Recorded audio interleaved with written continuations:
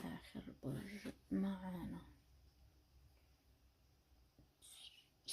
برج الحوت. عندك 6 of cups. هناخد ليكي رسالة يا برج الحوت، لو لقيت فيها تفسير أنا هفسرها.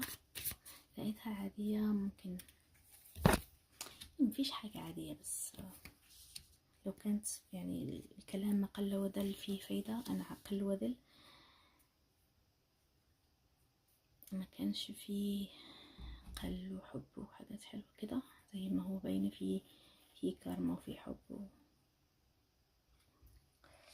طيب يا برج الحوت، هو بيقولك هنا انه لسه بيروح الاماكن اللي كنتوا فيها، بيقعد في نفس الزاوية.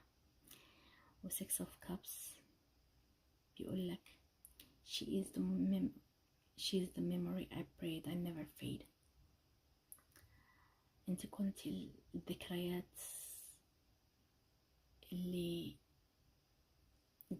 بتاعته اللي بيقول بيصلي انه عمره ما ينساها او لا تختفي. فهنا لازم شوية شرح علشان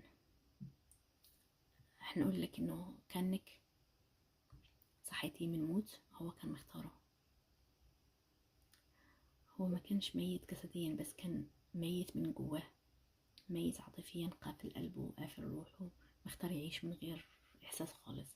يمكن علشان اتوجع قبل كده، يمكن فقد الثقة، يمكن عشان تعب، لكن لما دخلت في حياته رجعتي لي الحياة. عشان كده هو مش عايز انك تختفي ذكرياتك خالص من قلبه من باله. هو ما اختارش يحبك، هي اللي كسرت الحواجز من غير ما تحاول، من غير ما تطلب منه. يعني انت دخلتي لحياته كده، هو كان عايش من غير احساس، بس انت رجعت الاحساس لجسمه وروحه. شكرا ليكم يا برج القوس. والختام هنقول ايه؟